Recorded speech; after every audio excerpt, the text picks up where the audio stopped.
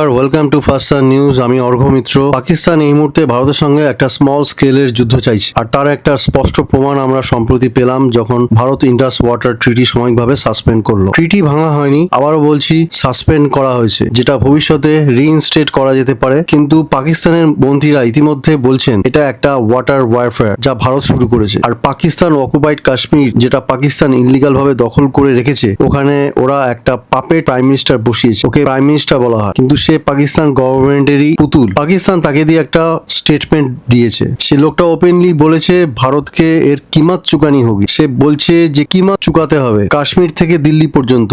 এটা একটা কয়েক সেকেন্ডের ভিডিও আছে, যেটা শুনলে বোঝা যায় যে পাকিস্তান এখন লিটারালি একটা ছোট লেভেলের যুদ্ধ চায়। इसके हवाले से भी दो टोक अंदाज में कहना चाहता हूं, चाहे इसकी कीमत खून से देनी पड़े। तुम बलूचिस्तान में पाकिस्तानियों के खून से होली खेलोगे, इसकी कीमत तुम्हें दिल्ली से लेकर मकबूजा कश्मीर के अंदर तक अदा करनी पड़ेगी। Absolutely correct. और जो हिस्सा इसमें कश्मीरी मुजाहिदीन का है, इंशाअल्लाह ताला वो पहले भी अदा करते रहे और आप पूरी कुव्वत और पूरी जुर्रत से अदा करेंगे। तुमसे जो होता है करो। আপনারা যারা শুনলেন, উনি হলেন চৌধুরী আনোয়ার উল হক। ওনার বক্তব্য ভারত খুব ক্লোজলি ফলো করে।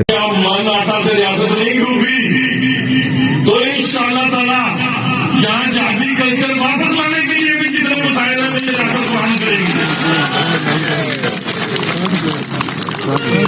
हम सामने चले जा रहे हैं। हर जिहाद, हर जिहाद, हर जिहाद, हर जिहाद, हर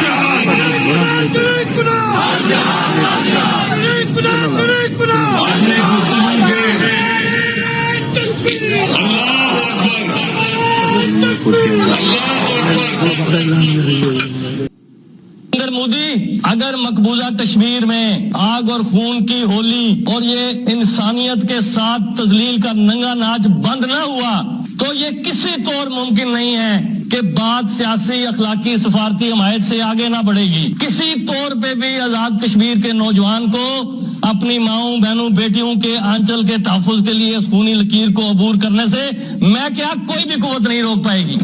अब ये बताएं कि वजीर आजम आजाद कश्मीर बड़े क्लियर अल्फाज में खूनी लकीर LOC लाइन ऑफ कंट्रोल को कह रहे हैं। तो वो कह रहे हैं जी कि अगर इंडिया जो है उसने जुल्म बंद ना किया तो ये जो नौजवान हैं हमारे, इनको हम ये खूनी लकीर अबूर करने पे नहीं रोक सकते। इसका मतलब ये है वो भी आर्म स्ट्रगल की धमकी दे रहे हैं। इससे पाकिस्तान को प्रॉब्लम तो नहीं होगी। পাকিস্তানের এক জার্নালিস্ট, যার কথা বলছি হামিদ মির, আপনারা শুনেছেন এই পাপেট প্রাইম মিনিস্টারের কথা। পাকিস্তানের এক জার্নালিস্ট হামিদ মিরও বলেছে, কারণ 2025-এর পাকিস্তান যেই পথে চলছিল স্পষ্ট বোঝা যাচ্ছিল ওরা ইন্ডিয়ার সাথে যুদ্ধ চাইছে। আর যখন কিছু করতে পারলো না তখন নিরীহ মানুষদের ধর্মের নামে অ্যাটাক করিয়ে ইন্ডিয়াকে প্রভোগ করেছে। এখন এই পিওকের পাপেট প্রাইম মিনিস্টার বলছে ইন্ডিয়া কো কিমাত চুকানি হোগি কাশ্মীর সে লেকে দিল্লি তক। ভারতের পক্ষ থেকে জানুয়ারি 2025 থেকে শুধু একটাই বার্তা এসেছে ডিফেন্স মিনিস্টার রাজনাথ সিং এর তরফ থেকে। পিওকেতে পাকিস্তান যে টেরর ইনফ্রাস্ট্রাকচার তৈরি করেছে যেটা ডিসমেন্টাল করতে হবে। যদি পাকিস্তান ডিসমেন্টাল না করে বরং ইন্ডিয়াকে নিউট্রালাইজ করতে হবে, তাহলে হয়তো সময় এসেছে যে ইন্ডিয়া মিসাইল স্ট্রাইক বা এয়ার স্ট্রাইক দিয়ে পিওকে টেরর ইনফ্রাস্ট্রাকচার ডিস্ট্রয় করুক। কারণ ইন্ডাস ওয়াটার ট্রিটি সাসপেন্ড করার পরও পাকিস্তানের হুঁশ হয়নি। আর পাকিস্তানে ইতিমধ্যে আলোচনা চলছে ভারত যে ড্যাম বানিয়েছে ইন্ডাস নদীতে, ওগুলোতে কি আমরা অ্যাটাক করব। ভারত যদি শুধু ফ্লাড ডেটা শেয়ার বন্ধ করে দেয় তাহলেই পাকিস্তানের জন্য অনেক বড় ক্ষতি হবে। আর এতে ইন্ডিয়া কোনো ইন্টারন্যাশনাল ল ভাঙবে না। আরো একটা জিনিস লক্ষ্য করুন, ভারত ট্রিটি সাসপেন্ড করলো কিন্তু USA, China, Russia, France, Germany, United Kingdom কারোর মুখ থেকে এখনো কোনো স্টেটমেন্ট আসেনি। Whole world is silent. এটা পাকিস্তানের আইসোলেশন বোঝা যাচ্ছে। যদি পাকিস্তানের মন্ত্রীরা বলেন কাশ্মীর থেকে দিল্লি পর্যন্ত ইন্ডিয়া সাফার করবে বা বালুচিস্তানে কিছু হলে আমরা ব্লাডশেড করব, তাহলে তারা ডেলিউশনাল মানে জম্বি হয়ে গেছে। কারণ বালুচিস্তান লিবারেশন আর্মি নিজের মতন অ্যাক্টিভ আছে, আর ভারতের কাছে মিলিটারি, ওয়াটার, স্ট্র্যাটেজি সব দিক দিয়েই পাকিস্তানের থেকে অনেক বেশি অপশন আছে। রিসেন্টলি আসামের চিফ মিনিস্টার হেমন্ত বিশ্ব শর্মা একটা ডিটেইল পোস্ট করেছিলেন যে ইন্ডাস ট্রিটি সাসপেন্ড হওয়ার পর পাকিস্তানের ইকোনমিক লস কি হতে পারে। বাট ফর নাও একটাই জিনিস বুঝুন, Pakistan is desperate for a small scale warfare with India.